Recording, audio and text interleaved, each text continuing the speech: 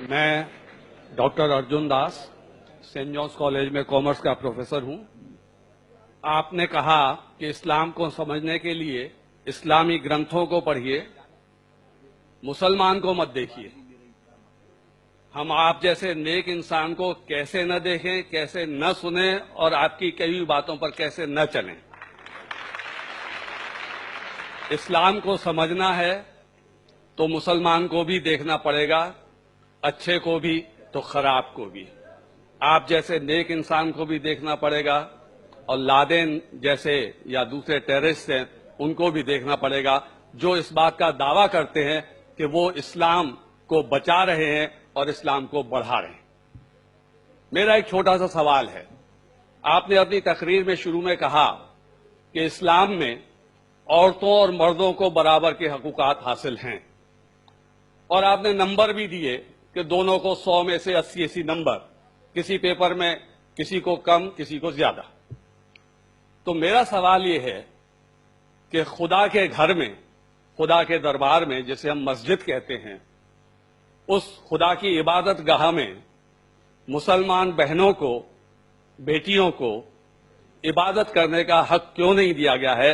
वो मस्जिद में जाकर नमाज क्यों नहीं पढ़ सकती?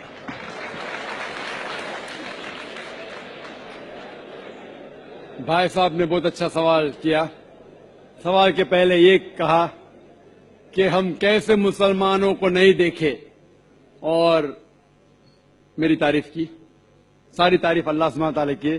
लेकिन मैं ये कहना चाहता हूं कि अगर आपको मर्सिडीज का देखना है कितना अच्छा है, तो ऐसे ड्राइवर को मर्सिडीज कार चलाने के लिए दो जो एक माहिर ड्राइवर है। तो अगर आपको इस्लाम जानने के लिए कोई शख्स को देखना है तो सबसे बेहतरीन शख्स है मोहम्मद सल्लल्लाहु अलैहि वसल्लम।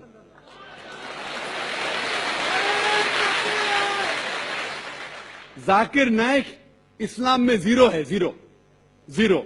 इसीलिए मैं तकरीर में हमेशा कहता हूं, कुरान मजीद का हवाला सूरह हुजुरात सूरह 49 आयत नंबर 13। तो आप जाके बाहर बोलो, अल्लाह ताला फरमाते सूरह हुजुरात आयत नंबर 13। आप बाहर जाके बोलेंगे जाकिर फरमाते, जाकिर की वैल्यू इस्लाम में जीरो है। वैल्यू है अल्लाह और अल्लाह के रसूल की। लेकिन आप अगर मेरे तकरीर से मुतासिर हुए, तो हमेशा मैं लोग को कहता हूं, अगर आप मेरे तकरीर से मुतासिर होते हैं तो मेरे तकरीर को हू बहू जाकिर को हटा के तकरीर को हू बहू किसी से कहेंगे तो अल्हम्दुलिल्लाह सुम्मा अल्हम्दुलिल्लाह। लेकिन अगर कहेंगे जाकिर कहता है कि खवातीन का मकाम मर्द के मकाम से बराबर है, तो जीरो है। ये कुरान कहता है सूरह बकरा में सूरह नंबर 2 आयत नंबर 228 में। अगर हवाला देंगे तो इसका वजन है। इसीलिए जो मैं कहता हूं अभी तक के सही है, कोई भी मजहब को देखने के लिए मजहब के मानने वाले से बदले मजहब की किताब पढ़ो। और अगर किसी को देखना है, मजहब के लोग को देखना है, तो जो सबसे माहिर है उसको देखिए। तो अगर आप कोई मुसलमान की जिंदगी को देख के अमल करना है तो सबसे बेहतरीन एग्जाम्पल, मिसाल है मोहम्मद सल्लल्लाहु अलैहि वसल्लम। आपका सवाल जो है कि अगर खवातीन और मर्द के हुकूक एक है, उनका मयार एक है, तो इस्लाम क्यों खवातीन को मस्जिद में आने से रोकता है? बहुत अच्छा सवाल है। आप कुरान मजीद पढ़ेंगे, कुरान मजीद में कहीं भी नहीं लिखा है कि खवातीन मस्जिद में नहीं जा सकते।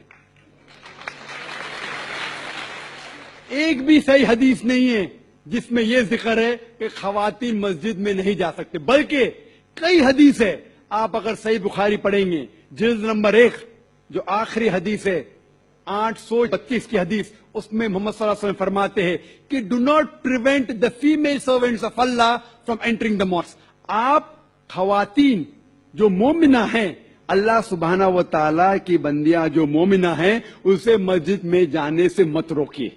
कई हदीस है जिसमें लिखा हुआ है कि मोमिन औरतों को मस्जिद में जाने से मत रोकिए। लेकिन क्योंकि खवातीन की जिम्मेदारियां हैं घर में भी, उन्हें मस्जिद में जाना फर्ज नहीं है, कंपलसरी नहीं है। मुसलमान मर्द को जमात में पढ़ेंगे तो 25 गुना 27 गुना ज्यादा सवाब है। ये सही बुखारी की हदीस है मोहम्मद सल्लल्लाहु अलैहि वसल्लम की। और मस्जिद में पढ़ना जमात में और बेहतर है।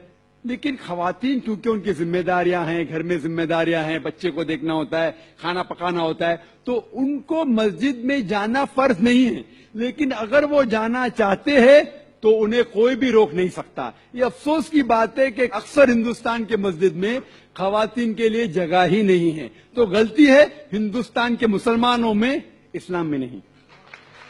آپ سعودی عربیہ جائیے، امریکہ جائیے، انگلینڈ جائیے، الحمدللہ میں کئی ممالک جا چکا ہوں، وہاں خواتین کے لیے علیحدہ انتظام ہے، لیکن جب خواتین کو مسجد میں آنے کی اجازت ہے، اسلام اس کے لیے کچھ گائیڈ لائنز بھی پیش کرتا ہے۔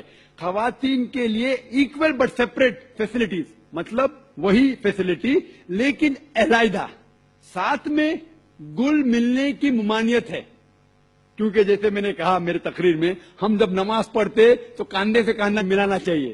اگر ایک مرد خواتین کے کاندھے سے کاندھا ملائے گا، وہ اللہ سے زیادہ خواتین کو توجہ دے گا۔